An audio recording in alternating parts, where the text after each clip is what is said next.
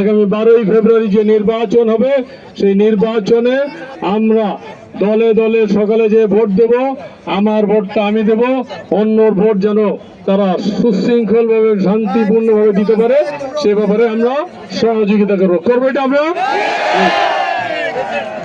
এখন মাঝে মধ্যে কেউ পরোক্ষভাবে হুমকি দেওয়ার চেষ্টা করেন যে অমুক দলের লোক, অমুক ধর্মের লোক ভোট কেন্দ্রে গেলে দেখে নেব।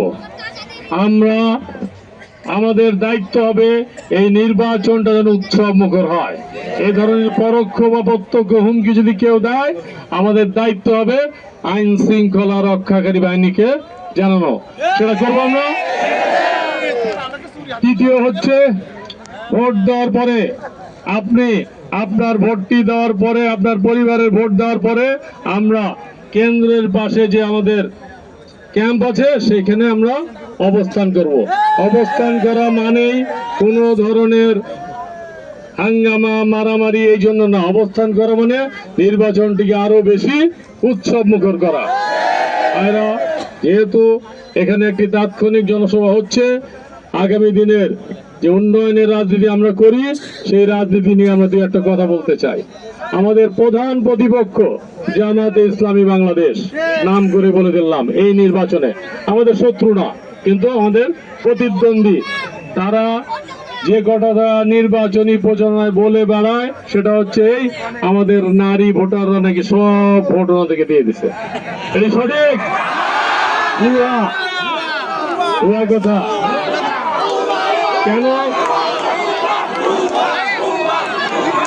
কেন বলছি? যদি নারীদের ব্যাপারে তাদের সম্মান থাকতো, নারীর ক্ষমতায়নে ওনারা যদি বিশ্বাস করতেন, তাহলে অন্তত 300 আসনের মধ্যে একজন নারীকে হলে নমিনেশন দিতেন। দিয়েছে? দেয় নাই। ওনাদের সম্মানিত আমির একথা বলেন যে ওনাদের দলের শীর্ষ পর্যায়ে কোন নারীর আসীন হওয়ার কোন সম্ভাবনা নাই।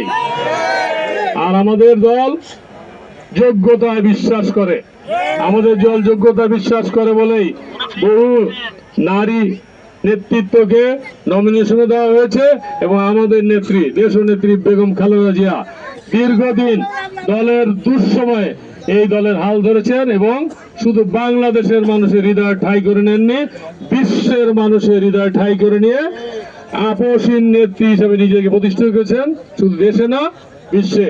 আমরা নারী নেতৃত্বে বিশ্বাস করি, আমরা নারীর ক্ষমতায় বিশ্বাস করি। আমরা চাই নারী পুরুষ মিলেমিশে এই দেশটা আমরা গড়ব। আমাদের আপত্তি একটা জায়গায়, মুখে একটা বলবেন আর কাজে করবেন আরেকটা। ভোট চান মায়েদের, মেয়েদের, বোনদের, কিন্তু তাদেরকে সম্মান দেখাবেন না, যে সম্মান আপনারা 1971-এও দেখাননি।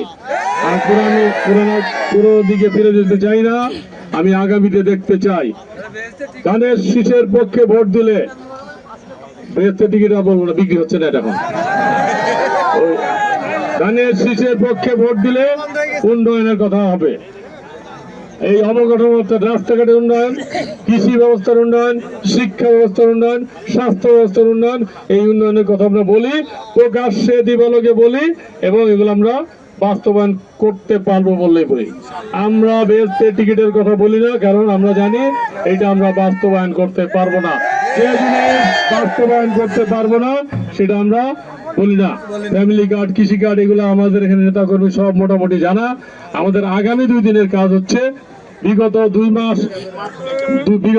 মাস ধরে যেটা আপনারা পরিশ্রম করছেন ধানের শীষের পক্ষে, ধানের শীষের প্রার্থীর পক্ষে যে প্রচারণা চালাচ্ছেন, আগামী কাল অবশ্যই পরশুদিন সকাল 7টা পর্যন্ত সময় থাকবে আনুষ্ঠানিক প্রচারণা চালানোর। আর এর বাইরে যে সময় বাড়ি বাড়ি প্রচারণা চালাইতে কোনো অসুবিধা নেই, এই প্রচার অব্যাহত থাকবে এবং নির্বাচনের দিন সবচেয়ে কঠোর ভূমিকা পালন করতে হবে।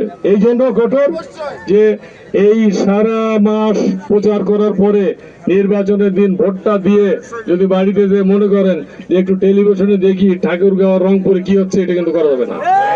এদের কেন্দ্রের পাশে যে আমাদের নির্বাচনী ক্যাম্প, ওখানে অবস্থান করবেন, মানুষকে ভোট দেওয়ার ক্ষেত্রে সহযোগিতা করবেন, উদ্বুদ্ধ করবেন।